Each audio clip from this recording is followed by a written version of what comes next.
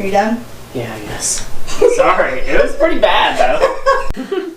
Hello everybody and welcome to another episode of 7 Minute Saturdays here at Z Coast Media. This is our short marketing series. If you haven't watched before, subscribe so you can stay up to date with all the episodes we're releasing. We release new episodes bi-weekly on Saturday. I'm Paige. I'm Nick. And today we're going to... China. Yeah, that's China.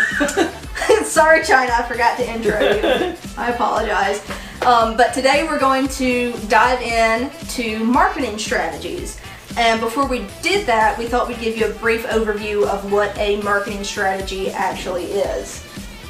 A marketing strategy, I guess that's on me here. Yeah. A marketing strategy is basically any effort you put into attracting an audience toward your site. Right. It's at its most basic form, it's all about turning leads into customers, making people aware that you exist, you're selling this thing, it's awesome, and they should buy it, right? Make it awesome. Alright, so with that said, there are so many different types of marketing strategies that we could cover, but given the fact we only have 7 minutes to go through some, we've narrowed it down to some of our favorite inbound marketing strategies. For those of you who don't know, an inbound marketing strategy is, or an inbound marketing tactic, whatever you want to label it, is just about attracting people to you. It's different from outbound marketing in the fact that outbound is what you use when you want to go after people. Inbound is what you use to bring people in towards you. So one of our favorite inbound marketing strategies that we specialize in, actually, both of us, is email marketing. And I want to let Nick talk about email marketing for a second. Yeah, so the best thing about email marketing is that basically by the time you're emailing your customer, you should, in theory, already know something about your customer.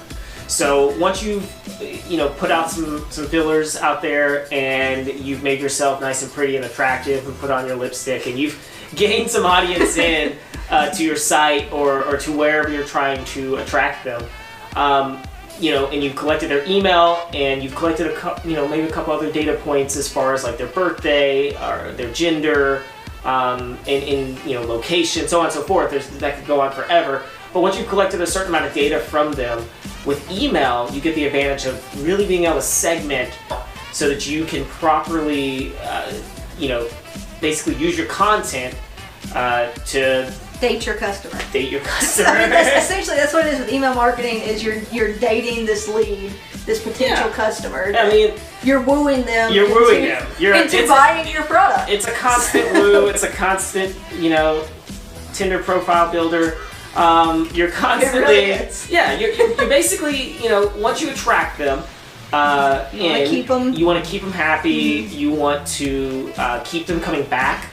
And in order to do that, you have to start to understand them. And if you don't, then you're kind of just sending out random information, and you're not necessarily getting down to the nitty and gritty. So I would say an email strategy overall should start with figuring out your customer and then dive into how to keep them happy and keep them coming back. Exactly. On the very brief side of things. Yes, that could be a whole other video, and it probably will be later on.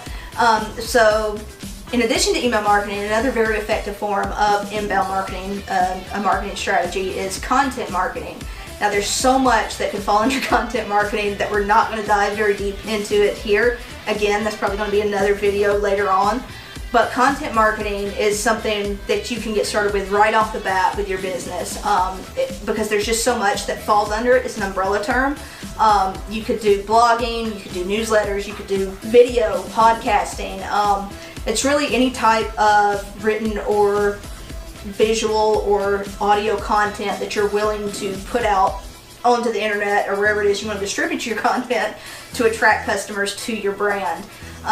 So we'll leave that there because we have 7 minutes to get through all these. And after content marketing, something else we wanted to touch on was social media marketing.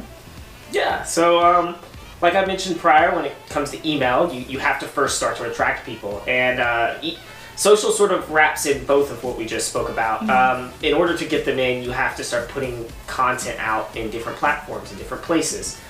And so social is a great place to start talking about yourself. Who are you? What are you trying to present to your audience? What are you potentially selling? And how do you want people to interpret your brand?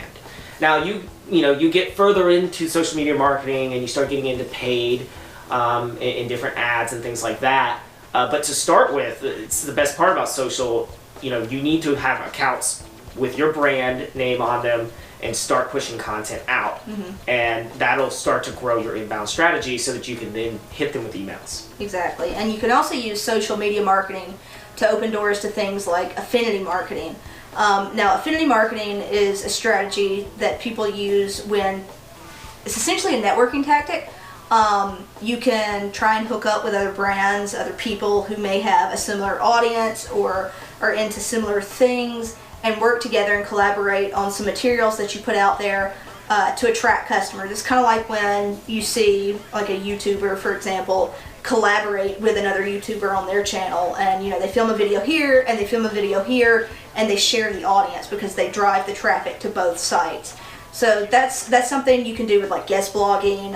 It can be maybe a joint contest that you run on social media. There are a lot of options when it comes to affinity marketing, and it's a very underutilized tactic, especially with people who have just started out with their business because they're afraid of essentially sharing that audience, but it can be very beneficial in the long run because it can serve as a trust builder. I guess to sum it up, you need all of these things in place in order to really have a good strategy for inbound. And have a well-rounded strategy. Yeah, it doesn't mean don't start if you don't have one pillar together, but it means you need to be thinking about those other pillars as you're putting others in place.